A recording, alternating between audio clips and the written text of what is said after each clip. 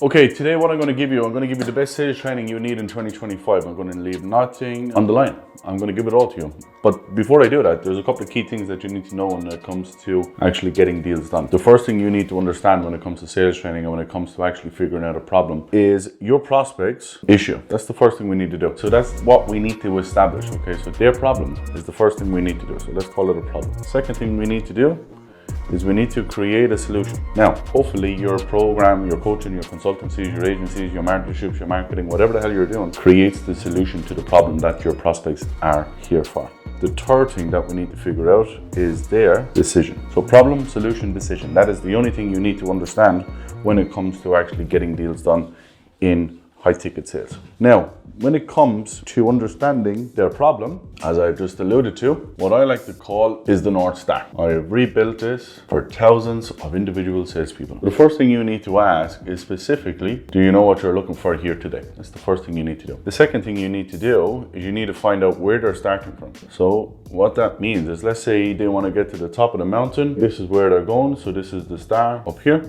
I need to figure out where they are today. The reason I need to figure out where they are today is because I got to figure out the gap that it's going to be in the middle. The third thing is, what are they currently doing to bridge this gap, if anything, of course. The fourth thing then on top of that is I need to figure out speed, which is really important when it comes to sales. Can I ask, in terms of what you're currently doing to get from here to here, do you believe, do you feel, do you think that the speed you're going at is going to get you there as quick as you want to get there, or you're going to have to make some small changes? What I need here, guys, my writing is terrible, but you can all go f*** off. Small changes, okay? What I really need here is I need your prospect to fall into the idea that what they're doing isn't going to get them there as quickly as they want to get there, and they're going to have to make some changes. All right? Then the fifth thing that we need to do is we need to figure out, beyond obviously achieving X up here, what else may be the driver in making a decision here today. So beyond obviously putting ones and zeros in the bank account, what else do you feel is driving you today to really seek out a solution to the problem that you've experienced for the last 2, 3, 4, 5 years? That question is going to really drive the one key aspect, which is, are they driven? Are they making a decision here today, or are they just here looking for information? That's going to create what we would like to call passion. Is this something that they're truly wanting to figure out? Is that something that they're truly wanting to get over? Is it something that they're truly wanting to get past today? That is the North Star framework. How f***ing simple is that? I'm going to make this the most simplest video in the entire world, and you're going to sit back and you're going to say to yourself, I'm so stupid for not knowing this. There's a great saying in terms of education: if you make things stupid and simple, that's how you know you're a master at your craft. When you have to complicate it and oversell it and over dilute the information, that means you don't really know what you're doing, and you can't break it down to a 3-year-old's capacity to learn what it is that you're doing. The second thing that we need to do is what I call the ideal life. What I need to do here is that I have created, which is called a negative and positive frame. Okay, so if I ask, when I get you to outcome, what's going to be different? What's going to change? How are you going to feel? More often than not, that is a positive question. Sometimes you're going to get a negative answer. A negative answer is going to be something like this: oh, I'm just going to be less stressed. I'm going to be less worried. I won't have to get in the car every day and drive to a job that I hate. What I want you to do when you get to negative is I want you to keep going. Keep going with negatives. What negatives are is basically this. Can I ask, I know you mentioned to me that you're going to be less stressed. How long have you felt stressed? 3 years. And over the last 3 years, how has it impacted you on a daily basis? I'm overweight. Don't see the kids. Lack love relationship. Constantly working. Constantly worried. So boom, boom, boom, boom, boom. All because I kept going with a negative, which is really important. Now, to spin it back to a positive over here, what I need to do is very simple. I know I'm rushing through this, but I want you to understand that this is as simple as life is. So if this is not what we want in life, we want to not feel stressed, we want to gain back our health, we want to gain back the love in our relationship, what's the other side of this? What is it that you do want to happen here once you achieve this outcome? Well, I want to get my body back to 185 pounds. I want to be fit and healthy. I want to take the kids to school. I want to rekindle the romance, whatever. I want to be proud. I want to live life on my terms. All of these are the answers you're going to get. Now, what you're going to do is you're going to keep digging into that, which is fundamentally, and how are you going to feel once you achieve all this? Proud, happy, finally feel love, calm. Can everyone see what we're doing here? So this is how you get the positive and negative. This is called the yin and yang. Let me put this up here for you, because this is what I've built. This is the yin and yang of life. This is the yin and yang of the ideal life that your prospect is trying to live. Does that make sense? Hopefully. If not, we're So that's your ideal lifestyle, okay? Very simple. Now this is going to be a bit of a longer video, guys, because I want you to understand this at a high level. The next thing that we got to do, guys, is we got to take it away. And what that fundamentally means, what I like to call, is the cost of inaction. Cost of inaction for me is the cost of not moving forward. It's the cost of staying stuck. It's the cost of not making a decision to push anywhere forward. What I want you to think about is I want you to go back to the ideal lifestyle, and I want you to think of what I built here, which is like start point and then North Star. Let's just call this up here. This is where the person wants to go. But this is the mountain that the person has to go on, and it's long and it's bumpy and it's not very nice. Most people say things like this. Most coaches coach people like this. Most sales trainers coach people like this. Can I ask, if you don't get to the top of the mountain, how is that going to look like? The issues that I have with that today in 2025 is you're asking your prospects to tell you something they fundamentally do not know. You're asking your prospect to lie to you. You're asking your prospect to tell you some sort of concept that they can't really see, feel, taste, and believe. The biggest part that you need to get out of cost of inaction, but also the ideal lifestyle, is they need to see it, feel it, taste it, and believe that they are on the right path to getting to where you want to go. You cannot ask somebody that's never been to the top of the mountain how they're going to feel when they don't get to the top of the mountain, because it doesn't make sense. You're asking them to lie to you and fabricate a story. So what we have rebuilt is we have the cost of inaction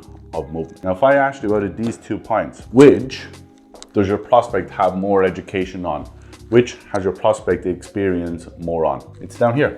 Okay, so your prospects is experiencing this on a daily basis. Now what I need to do is I need to ask questions based on this point, not this point, because this is what they see, feel, taste, and believe and understand every single day, and they experience the pain of that. So I ask a question such as this, I would say. So in order to get to the top of the mountain, you fundamentally have to make a logical and emotional and spiritual financial decision to get up here. Now, in order to get up there, you have to put a line in the sand. Would that be fair to say? Yes. What happens if you don't put a line in the sand and you stay down here? What are you experiencing down here that is going to be not very nice? What are you experiencing down here that ultimately is going to put you in a position where you cannot have this moving forward in life? So what they're going to tell me is all of the stories, reasons, excuses, and all of the reasons why they're not going to stay down here. So the cost of inaction have to be built into the cost of not moving forward and staying down here. Now on the other side of this is I'm going to say, so if that's what you're going to experience, how's your family going to experience it? And are you going to be the person that ultimately is not going to take a line in the sand and put everything you need to do to get up here? Presume you're here because you want to make a change, correct? And I presume that you're not going to stay down here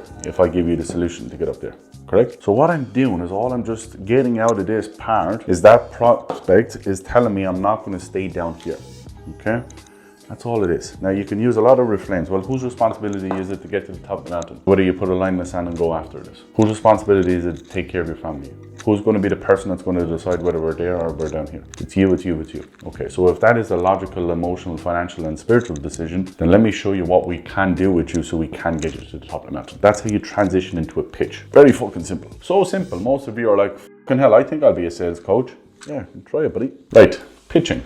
Very simple. Most of you overshoot this 1,000,000%. Most of you pitch in a sense of like you oversell and you over-educate and you over-communicate. Now the problem with doing that is that you're over-communicating in a sense of like you're giving too much information away that your prospect has to go away and think about this. They have to go away and think about all of the information that you're giving them, and that's how they're not able to make a conscious decision today. Okay, so when you pitch, first thing I'm going to give you is you're going to have to get the biggest elephant out of the room. The biggest elephant out of the room is money. Okay, it's the biggest elephant out of the room. Once you get that out of the way, guys, now you can actually have a conversation. If you leave the money to the end of the conversation, to the end of the pitch, your prospects will forget about every single thing that you're doing and what you're coaching them on. All that they're waiting for is you to drop the investment on top of their head. So get it out of your way. So how I coach and how we train it and how I built it is very simple. So Mr. Prospect, in order for you to get to the top of the mountain, how we typically do this inside in our elite program, just do this. It's done over a 6-month process, okay? Now the investment to get you to the top of the mountain, which is 20K a month for you, is 16K. Now that can be broken down into many different ways, but there's a couple of key things that I need to do with you to get you from where you are today, which is making 6, all the way up to 20,000 every single month. Does that make sense? Yes? Cool. Right. The first thing, now we move straight in. That's all you're going to say. That's all you're going to pitch. That's all you're going to get out of the information. What I've done with that is I've given the timestamp, I've given the investment, but I've also, which is really important, is I've told the prospect that there's many ways to make this work so we can get you to this work. That's it. That's all you're going to do. So the first thing, if you think of pitching, there's 3 buckets. I always go back to 3 buckets. I always go back to 3 hooks, analogies, frameworks, everything. Everything is in a tree with me. You go back to 3 issues, 3 problems that you can actually tell your prospect that you're going to solve. Okay, so for us, if I was selling sales training, the first thing I would say is, the first thing we're going to help you do is we're going to show you how to objection handle in an effective manner. A moment ago, you mentioned to me that you're losing 6 out of 10 deals because you just don't know how to articulate how to get over the biggest objection, which is the think about it objection. Now, what I'm going to coach you on is I'm going to coach you not only on the think about it, I'm going to show you how to funnel that down into the partner, into a financial conversation, and that's going to get split into money or logistics. Now, if you fundamentally learn this over the next couple of months, I can nearly bulletproof that this is the target that you're going to set, and that's the target that you're going to hit over the next couple of weeks or months. Is that fair enough? The second thing we're going to do is we're going to rebuild your entire script so it actually is seamless, and we're going to cut down your call volume from 60 to 90 minutes down to anywhere between 30 to 45. The reason we want to do that, now we tell them the reason.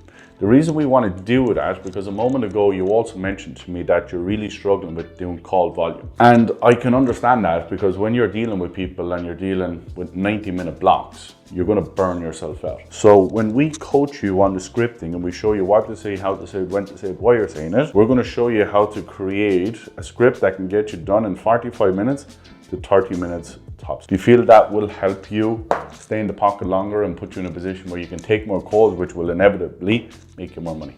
Make sense? Cool. That's number 2. Now, the third thing is this. I always lead the third thing to coaching, leadership, accountability, whatever it may be.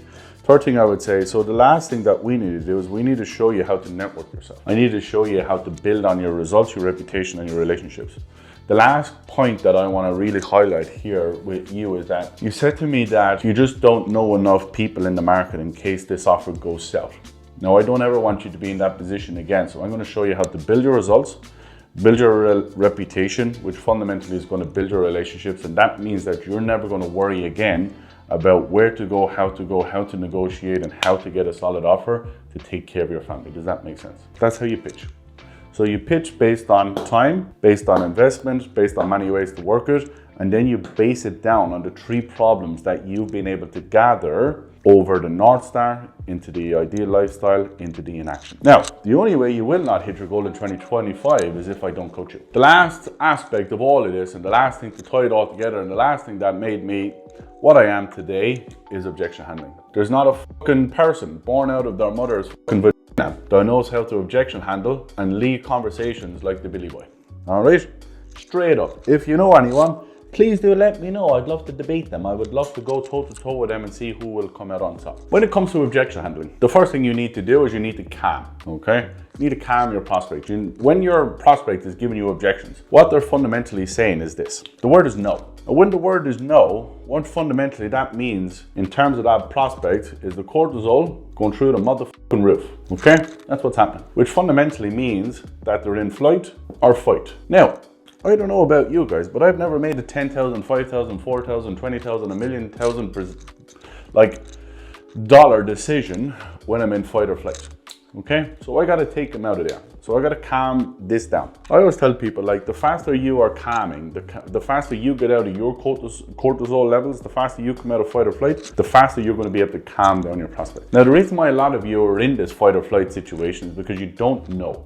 You're not educated and you don't have the skill sets to be in this position. I coach all my guys like I would want to coach a Navy SEAL. The reason why these people are drilled so great at simple tasks is because when shit hits the fan and bullets are flying and bombs are going off, people are shooting at their face. They're calm as anything could be. The reason being is because they're drilled and they experience fight or flight and they're asked to perform under fight or flight. That's what it is. So the faster you get here, the faster you get comfortable here, the faster you can raise or lower down your cortisol levels, the faster you can calm your prospects, okay? The second thing I want you to do is I want your prospects to mirror you. What I mean by that is your emotion, your energy state. What I mean by that is like your calmness, your collectiveness, your leadership frames. Your prospect is going to mirror you.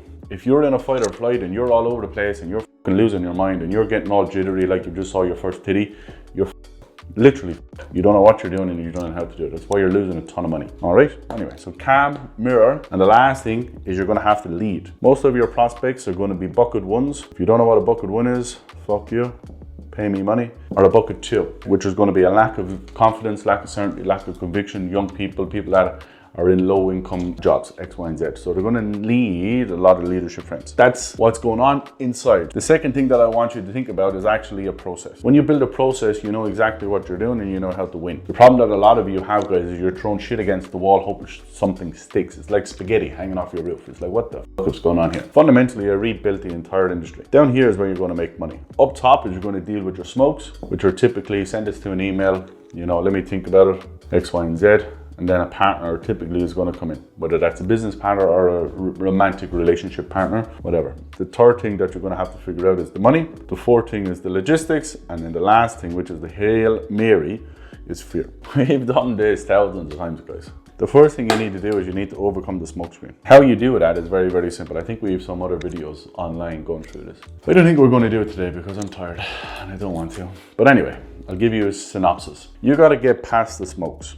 You got to get past the smokes in order to get it to money. Once you get it to money, that's going to be split into fear, or it's going to be split into logistics. Once it comes to fear, it's going to be fear of me, you, yesterday, or tomorrow. Once it comes to this, what I need to do, there's a 5-step framework once it comes to fear. The first thing I need to do is I need to isolate, then I need to normalize, then I need to create a worldview, then I need to bring some humor into the conversation, and then I need to go back to a binary. Let's say your prospect is apprehensive because they've invested in the past, which is fundamentally, I'm scared of yesterday. The reason I'm scared of yesterday is because I've invested in the past. I didn't get what I wanted out of it, so I'm a little bit apprehensive today and moving forward tomorrow. From the question I would ask, from knowing it's fear, can I ask, where does that insecurity come from? Where does that lack of, I'm taking this on, I'm really driving this home? Where does that, I suppose, little bit of uncertainty come from? Well, look, I've invested in the past, you know, I've done a program similar to this and I just didn't get the result that I was looking for. Boom, isolate. Normalizing it. Yeah, look, I can definitely respect some of that. You know, a big part of obviously winning in life is you're going to have to fail along the way and you're going to have to pick yourself up more often than not, correct? Normalize it.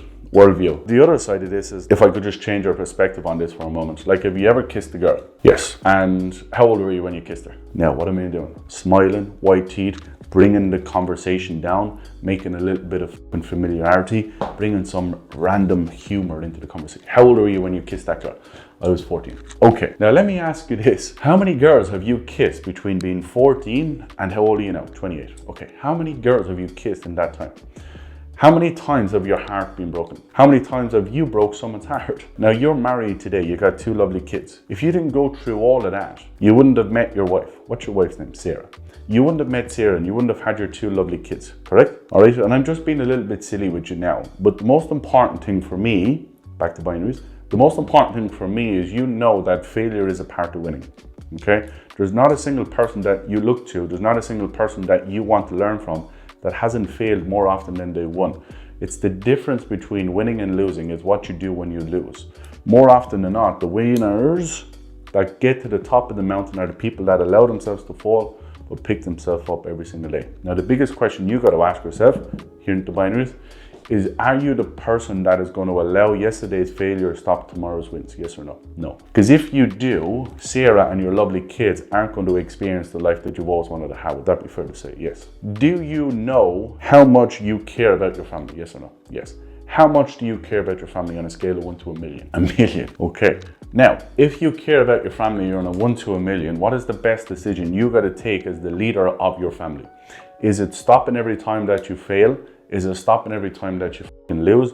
Is it stopping every time that you don't get what you want out of it? Or is it taking the education, the learning, the experience of failing, but knowing what you need to do tomorrow to make sure you don't repeat the same mistake? Today, do you believe that I can get you on the right path to getting the outcome for your family? Yes or no? Yes.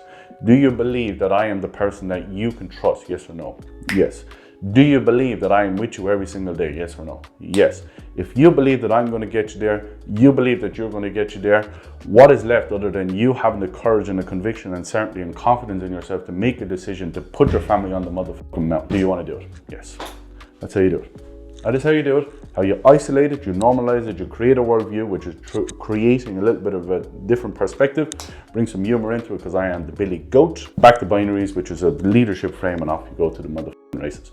That is how you win sales. That is how you win sales as a whole. How do I know? Because I've done it. I've done everything that you want to do.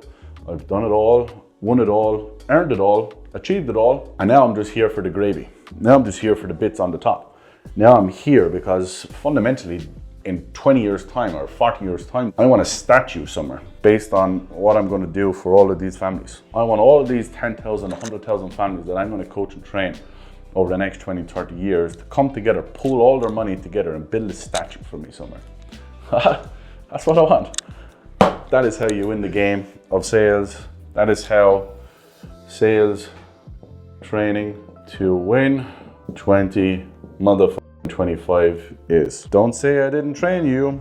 Don't say I didn't coach you. Don't say I didn't do it for you. 2025, you learn how to North Star, ideal lifestyle, cost of inaction, pitch, on objection handle. Me, you, yesterday and tomorrow. Think about a partner money for logistics. When hits money is a money fear, money logistics, which you know how to do that, guys. And you understand that you're a leader. You train your body, you train your mind. 2025 can be the year that you change your life. 2025 is the year that you take on everything that you want to do. If I can do it, guys, I'm a dumb Irish person with nothing but some muscles and some big balls. If I can do it, anyone can do it. I coach them, I train them. The most idiotic people to make money. This is your chance to go out there and make some money. If you want to learn more about what I do, of course, I'm giving you a synopsis. There's a tremendous amount of, detail in the madness that you will have to learn in order to be able to execute it and just recite it like that. And this is a one take. I don't do two takes. That's it. Right. Goodbye, goodbye, goodbye.